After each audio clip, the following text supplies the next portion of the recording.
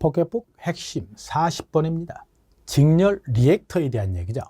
여러분들이 이걸 많이 보는 데가요, 콘덴서를 설치할 때 많이 보죠. 자, 선로가 있고요, 인입구에 개폐기를 달죠.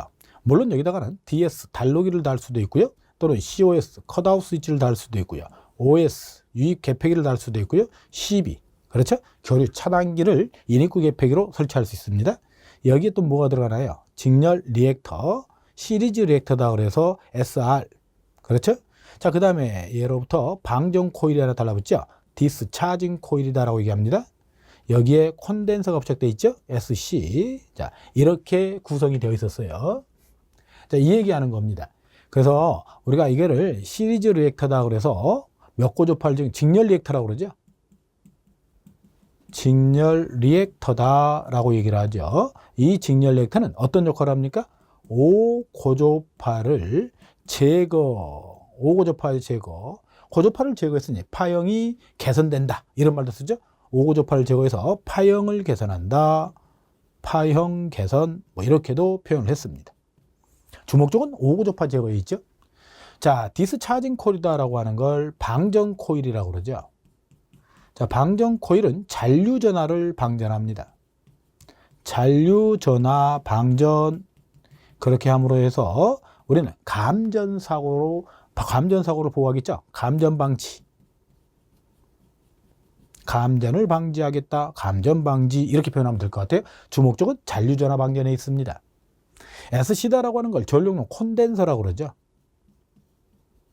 전력용 콘덴서에 대한 얘기예요.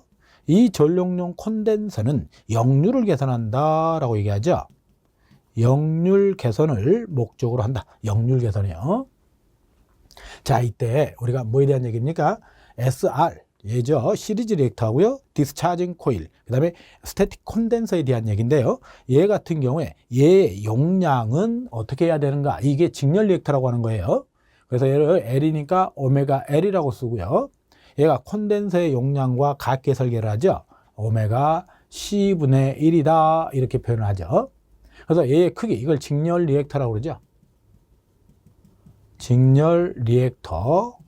자, 이렇게 표기를 하는 건데, 자, 얘 같은 경우를 설치한 목적이 뭐냐? 5고조파 제거에 있죠. 5고조파 제거요. 그래서 제거하고자 하는 고조파 차수를 넣게 됩니다.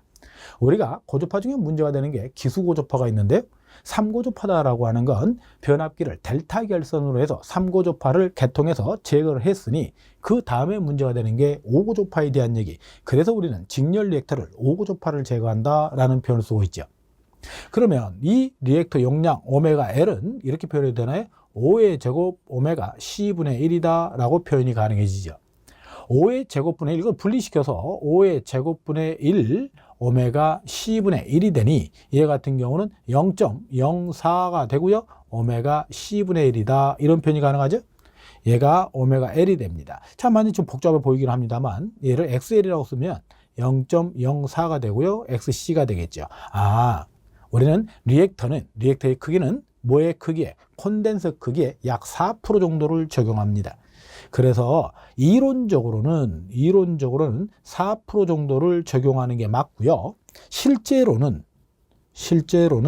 5 내지 6% 정도를 적용하게 되는데, 왜 이론과 실제가 다르다고 그래요? 그렇죠.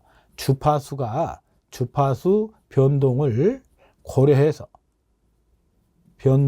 고려해서 리액터의 용량을 선정하기 때문에 이론과 실제가 다를 수 있다 이렇게 얘기하고 있는 겁니다. 자, 한번 보도록 하죠. 자, 직렬 리액터 용량의 이론적 산출 방금 설명을 했던 거고요. 자, 직렬 리액터 실제 용량 방금 얘기했죠. 네, 자, 지나가 보도록 할게요. 자, 예제 1번입니다. 전류용 콘덴서를 변조소에 설치하고자 합니다. 직렬 리액터를 설치하고자 하는데 직렬 리액터 용량을 결정하는 식을 찾아라 라고 얘기를 합니다. 자, 방금 전에 얘기했죠. 우리는 직렬 리액터는 기본이 몇 고조파를 제거한다고요? 5고조파를 제거하는 걸 우선순위로 둔다고요.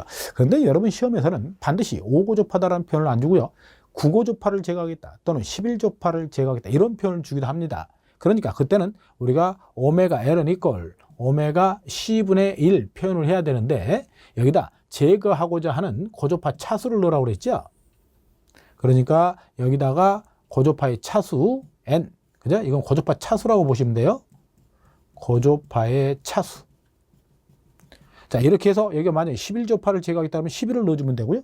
9고조파다 그러면 9를 넣어주면 된다라는 얘기입니다. 근데 우리가 기본은 몇 고조파를 제거한다고요? 5고조파다라고 얘기했으므로 5 오메가 L 이꼴 5 오메가 C분의 1 이런 표현이 가능한데, 그렇죠?